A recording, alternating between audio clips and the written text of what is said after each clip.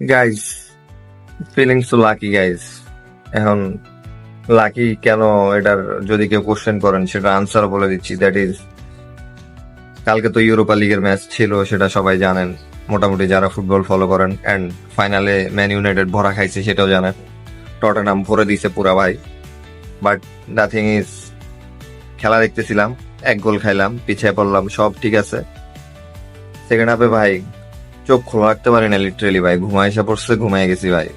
And সকালে উঠে ভাই কোনো রিগ্রেট হয় নাই যে ঘুমাই গেছি, কোনো রিগ্রেট হয় নাই। অনেক লাকি মনে হচ্ছে ঘুমাইছি ভাই।